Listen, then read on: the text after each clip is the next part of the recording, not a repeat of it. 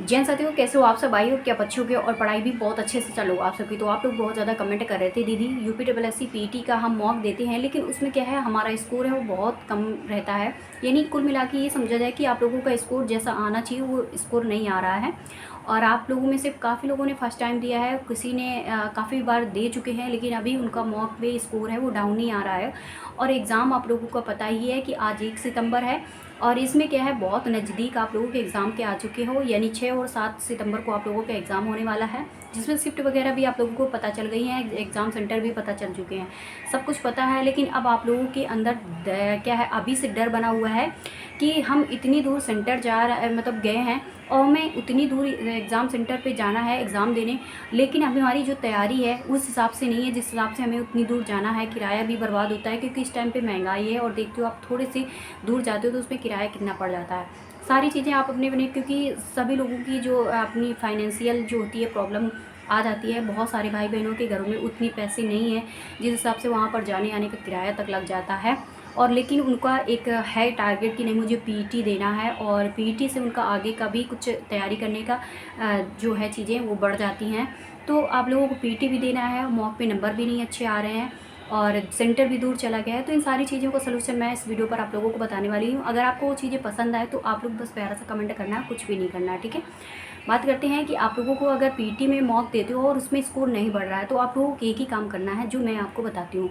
अगर आप लोगों को PET पे एग्ज़ाम देते हो, यानी क्या है, मॉक वगैरह आपको सभी टेक्स्ट बुक पे भी चल रहे हैं, एग्जामपुर पे भी चल रहे हैं, आपको रोजगार विद अंकित पे भी चल रहे हैं, ना जाने कितने चैनल आप सबके हैं, उन सारे में अपने एप्लीकेशन पे मॉक दिए जा रहे हैं। उन एप्लीकेशन पे मॉक देना है आप लोगों को। और मॉक देने में जिसको भी, आपको जिस भी एप्लीकेशन से पढ़ना आपको अच्छा लगता है वहाँ पर मॉक दे दीजिएगा। उन मॉक पे देने के बाद आप लोगों को ये देखना है कि आपको किस सब्जेक्ट पे वीकनेस आ रही है। आप लोगों को वो बस नोट कर लेना है। जैसे आप लोगों को एक ऐसी रफली रखना है, जैसे मैं रखती हूँ रफली, वैसे मेरा रफ ऐसे करके फटा हुआ है। ये बात काफ़ी पुराना, साल भर का है, काफ़ी मोटा मोटा मैं रफ लेती हूँ, तो ये 1 साल ऊपर चल जाता है आराम से। इस तरह से आपको रफ ले लेना है। रफ लेने के बाद जैसे मैं ये सारी चीज़ें नोट कर देती हूँ अपने में, वैसे आप लोगों को क्या करना है। जैसे आपका स्टार्टिंग हुई हिंदी से, हिंदी के आपकी गद्यांश है, तो उसमें हम नहीं समझ सकते कि गद्यांश कहीं से भी आ सकता है, लेकिन हमें ये चीज़ें तो पता है कि हमारी जो वीकनेस है वो किस जगह पे आ रही है, सबसे ज़्यादा किस जगह पे आ रही है। तो आपको उस चीज़ें, उस टॉपिक को नोट कर लेना है, ठीक है। जैसे आपको अगर कोई रस आ रहा है, उस रस के बारे में आपको नहीं पता है, तो उसको क्या करना है, नोट कर लेना है रस। हमें रस को एक बार रिवीजन पे लेना है, ठीक है। उसके बाद आप लोगों को कोई अगर ट्रू फॉल्स वगैरह जैसे आते हैं, मतलब मैं इंग्लिश पे बोल गई हूँ, आप लोगों के कहीं किसी भी तरह के क्या आते हैं, कोई छंद वगैरह पूछा जाता है, छंद तो इस पे नहीं आते हैं, गद्यांश वगैरह है वो रिवीजन पे ले लेना है, ठीक है। क्योंकि गद्यांश मैंने देखे हैं कि काफ़ी गद्यांश हमारे रिपीटेड आ रहे हैं, और काफ़ी ऐसे हैं जो हमारे प्रीवियस ईयर के गद्यांश हैं, जो कि आप लोग आराम से पढ़ सकते हो। एक बार बस रिवीजन में लेना है, रिवीजन नहीं, उनको पढ़ना नहीं है, बस एक बार ये देख लेना है कि किस टाइप से यहाँ पर पूछा जाता है और इनका सोल्यूशन कैसे होता है। गद्यांश का हमेशा सोल्यूशन क्या होता है, आप वहाँ पर टाइम वेस्ट ना करना एग्जाम सेंटर पर जाके कि भाई मुझे इतना ढेर सारा 1 पेज का गद्यांश दे दिया गया है, और उसको क्या करना है, मुझे पहले पढ़ना है, उसके बाद जो ऑप्शन हमारे क्वेश्चन उसके नीचे दिए जाते हैं उनको सॉल्व करना है। ऐसे कभी भी ना करना, क्योंकि आपका टाइम बहुत वेस्ट होगा। मैंने कल मॉक दिया था, उनमें से आप लोगों में बहुत सारे लोगों का ये भी कमेंट था कि दीदी मेरा टाइम नहीं बचा, मेरा टाइम बहुत कम रह गया और मैं सॉल्व नहीं कर पाया पूरा पेपर। तो भाई यही आप गलती कर रहे हो। आप ना इंग्लिश का आप पढ़िए गद्यांश, मतलब उसका पैसेज वगैरह, और ना हिंदी का पढ़िए गद्यांश, ठीक है। आप इनको पढ़ना नहीं है, ठीक है। डायरेक्ट आप लोगों को क्वेश्चन आना है, क्वेश्चन पे आप लोगों को पढ़ना है। क्वेश्चन के कुछ ऐसे पॉइंट होते हैं जो आपको बिल्कुल आराम से क्या है उनको अपने दिमाग पे ले लेना है कि हाँ ये वाला जो पॉइंट है मुझे इस गद्यांश में ढूंढना है। तुरंत से आप लोगों को मिल जाता है, डायरेक्ट बस उसी को तेज़ी से आपको देखना है अपनी नज़रों से, और जैसे उस जगह पे वो पॉइंट मिल जाए तो आप लोगों को क्या करना है, उसी पॉइंट से अब उस क्वेश्चन को आप ढूंढ लोगे। मैं बिल्कुल कभी भी गद्यांश को नहीं पढ़ती। मैंने आपको लाइव वीडियो कल दिखाया हुआ था कि मैंने गद्यांश में सारे क्वेश्चन सही किए हैं। कैसे सही किए हैं मैंने आपको आज बता दिया।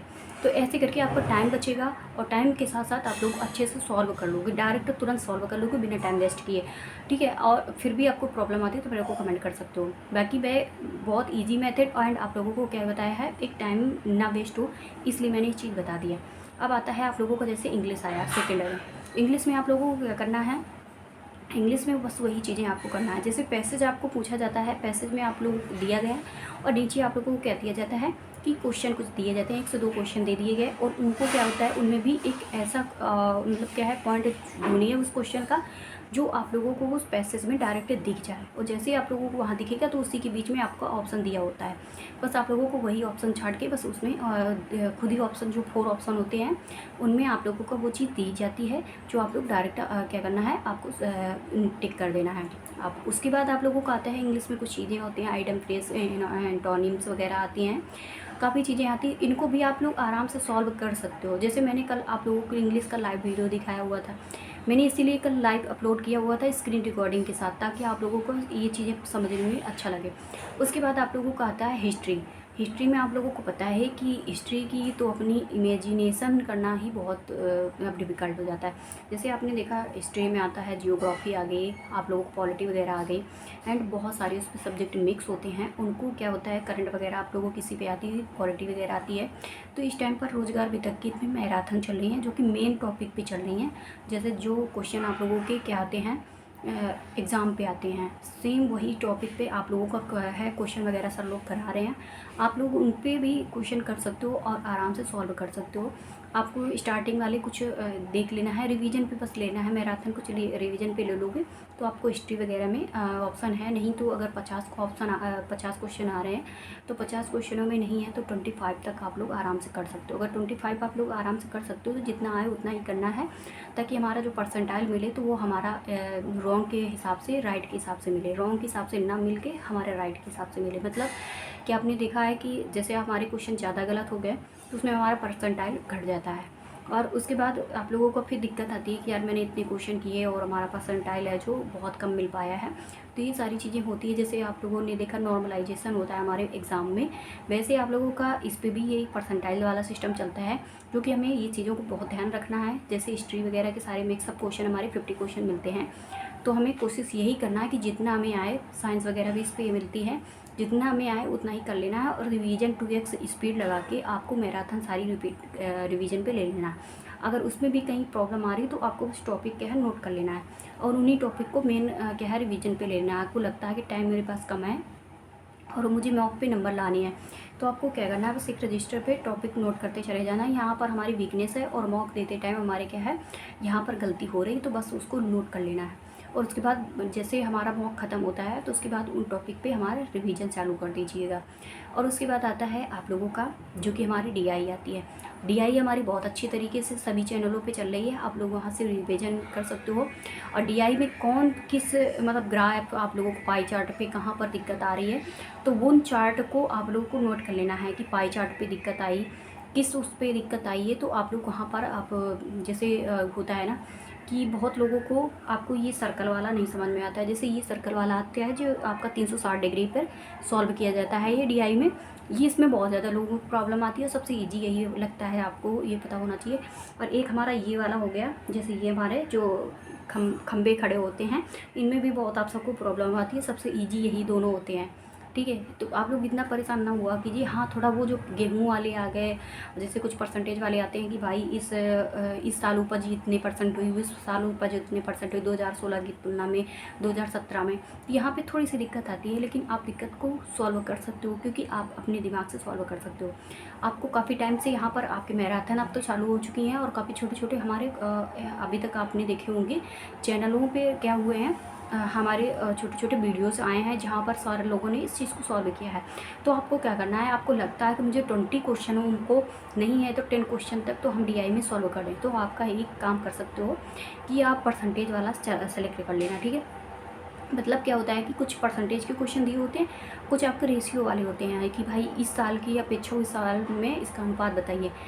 ये आप देखते ही सॉल्व कर सकते हो, इतना अच्छा इसका मेथड होता है। अगर ये चीज़ ना समझ में आए डीआई में तो मैं आपको बता दूंगी, खुद लाइव बोर्ड मेरा है मेरे पास, वहाँ पर मैं आपको बता दूँगी डीआई में ये कैसे सॉल्व किए जाते हैं, और आप लोग बिल्कुल बिना टाइम वेस्ट किए सॉल्व कर सकते हो। मुझे डीआई से रिलेटेड और मैथ से रिलेटेड आप कोई भी टॉपिक पूछ सकते हो, मैं बता दूँगी, बाकी मैं नहीं बता सकती। 50 क्वेश्चनों में जैसे आपका हिस्ट्री वगैरह आता है तो इसमें मैं तो बिल्कुल मेरे को खुद ही नहीं उतनी तैयार है, बाकी आपको मैं बता सकती हूँ, ठीक है। तो यहाँ पर आप लोगों का डीआई वगैरह मैं आप लोगों को बहुत अच्छी तरीके से बता सकती हूँ और इजी तरीके से बता सकती हूँ कि किस तरह से इसको सॉल्व किया जाता है। और मेरा जो डीआई का स्कोर है वो आपको पता ही है, मैंने कल आपको दिखाया भी था। और उसके बाद आप लोगों का आता है मैथ। और रीजनिंग, जो कि बहुत इजी सवाल पूछे जाते हैं। आपने दिया भी होगा। अब आप लोग सोच रहे हो कि दीदी सभी में इजी बोल रही हो, तो इजी यहाँ पर हो जाता है ना कि कुछ चीज़ें हमारी समझने पे आती हैं। मॉक हम दे रहे हैं, हमने वो चीज़ को नोट नहीं किया तो हमें शायद हो सकता है कि हम दोबारा भी मॉक देंगे तो हमें वो हार्ड लगेगी। अगर हमने किसी चीज़ को नोट कर लिया है, मान लो मेरे पास रजिस्टर है, मैंने उस चीज़ को नोट कर लिया, मुझे लगा कि मुझे ये DI का ये चीज़ नहीं आ रही, बिल्कुल भी नहीं आ रही, मेरे 2 बार से मेरे को गलत हो रही है और इसी से हमारे नंबर हैं वो डाउन आ रहे हैं। तो भाई बस तुरंत नोट कर लिया और नोट करने के बाद मैंने उसको रिवीजन में लिया और फिर सेकंड बार मैंने उसको मॉक दिया, तो भाई वो हमारी चीज़ ईजी हो गई, हमें तुरंत से आ गई। और हमने अगर हमेशा में क्या होता है कि हम लोग कोई चीज़ सॉल्व करते हैं, कोई चीज़ करते हैं, मॉक वगैरह देते हैं और वहाँ पर हम बहुत देर लगा देते हैं समझने में, भाई ऐसे होगा ऐसे होगा, पेन भी घिसे जा रहे हैं, पेज भी हमारे भरे जा रहे हैं, लेकिन हमें वो चीज़ नहीं आ रही। लेकिन जैसे ही आप उसको नोट कर लेते हो और जब आप लोग इसको सॉल्व करते हो जाके, तो उसमें क्या होता है कि आप लोगों के लिए वो चीज़ ईजी लगने लगती है कि भाई अरे ऐसे सॉल्व करना था, इसको ऐसे करना था, ये चीज़ हमारे दिमाग में फटाफट आने लगती है। क्योंकि हमारे साथ ये चीज़ कर लेना है, और अगर तब भी ना समझ में आए तो मैं आपको बता सकती हूँ सर से भी ईजी चीज़ें DI और मैथ में। ठीक है, रीजनिंग आपको पता है कि कितनी अच्छी पूछी जा रही है, आप कोई भी सॉल्व कर सकता है, अगर फर्स्ट टाइम उसने पढ़ा भी होगा ना तब भी वो सॉल्व कर सकता है। ऐसे रीजनिंग पूछी जाती है, मैथ और रीजनिंग मिक्स आती है। रीजनिंग की इसलिए मतलब एक समझ लो नाम मात्र के लिए 2 से 3 क्वेश्चन ये रीजनिंग के धर दिए जाते हैं। 5 क्वेश्चन तक भी कभी कहीं देखने को मिले हैं वो जी, 5 क्वेश्चन और प्लस 5 क्वेश्चन, यानी 10 क्वेश्चन इस प्रकार से आपको पूछे जाते हैं। तो ऐसे है, और मैथ में भी आप लोग कर सकते हो, आराम से कर सकते हो, इतनी भी हार्ड मैथ नहीं पूछी जाती, नाम मात्र के लिए मैथ इस पर रख दिए जाते हैं क्वेश्चन। और मैंने आपको बता दूं कि जो इससे पहले मेरा वीडियो आया हुआ उसमें लाइव दिखाया था कि जितने भी मेरे क्वेश्चन मैथ और रीजनिंग थे वो पूरे सही थे, यानी 90 से शुरू था और यानी 87 से मैंने लाइव वीडियो बनाया हुआ था, 87 से लेकर 100 तक पूरे सही थे, ग्रीन टिक लगा था। ये आपको मैंने कल दिखा दिया था और मैं सोचा कि वैसे ऐसे अपलोड कर दूँगी तो शायद हो सकता है आपको विश्वास न हो। ऐसे हो सकता है कि लाइव अगर कोई चीज़ अपलोड करती हूँ तो आपको वो चीज़ समझ में आती है। तो ये चीज़ें आपको मैंने लाइव दिखा भी दिया, तो आपको बस ऐसे ही करना है कि अगर कहीं भी किसी भी टॉपिक पे आपको वीकनेस लग रही है तो अभी भी आपके पास टाइम है, आपको बस रजिस्टर लेना है रफली, और उसी रफली रजिस्टर में हर एक चीज़ को सॉल्व करना है कि सर कैसे बता रहे हैं आपको। बस उन्हीं टॉपिक पे काम कीजिएगा, आपका समय भी बचेगा और आप अच्छे से क्या है मॉक पे नंबर ला सकते हो। ठीक है, अगर आपको जितना हो सके तो गलती कम करना और कोशिश ये करना कि जितने आपको आए बस उतने पे ही काम करना है आपको। ठीक है, आपको गलत पे काम नहीं करना है, आपको राइट पे काम करना है। और डाउट पे काम हो तो डाउट पे आप कर सकते हो, 4 से 5 10 क्वेश्चन तक डाउट पे ले सकते हो, बाकी ज़्यादा लोगे तो फिर वो तो गलती पे आ गई। तो ऐसे करना है, और किसी भी तरह की आपको कोई प्रॉब्लम आती है तो मेरे को कमेंट कर सकते हो। और इस टाइम पर आप लोगों के चल रहे हैं मिनी मॉक टेस्ट जो कि हर सब्जेक्ट का चलता है, ये आप दे सकते हो। और ये एग्ज़ाम ये जो मिनी मॉक होते हैं ये आपके एग्ज़ाम तक चलेंगे। ठीक है, तो मिनी मॉक भी दे सकते हो और वहाँ भी आप मतलब क्या है टाइम को बचाते हुए अपने स्कोर को चेक कर सकते हो। ठीक है, मिलते हैं नेक्स्ट वीडियो में, बाय बाय, नमस्ते। अगर तब भी स्कोर ना बढ़े तो मैं आपको बताया ना कि DI और मैथ रीजनिंग मेरे से पूछ सकते हो, बाकी मैं नहीं बता सकती। और हाँ, इंग्लिश को भी आपको थोड़ा सा मैं हिंट दे सकती हूँ, इंग्लिश को कैसे सॉल्व किया जाता है। इंग्लिश का वैसे मेरा एक गलत हो गया था कल वाले में, तो मेरे को थोड़ा सा प्रॉब्लम हुई क्योंकि मेरे को सेंटेंस वाला गलत हुआ था। सेंटेंस वाला वही जो आपको पहचानने में आया जाता है कि सेंटेंस आप पहचानिए कि सेंटेंस आपका किस उस पर दिया गया है, यानी प्रेजेंट पे है, पास्ट पे है, फ्यूचर पे है, तो इस चीज़ को आपको सॉल्व करना होता है। मिलते हैं नेक्स्ट वीडियो में, बाय बाय, नमस्ते।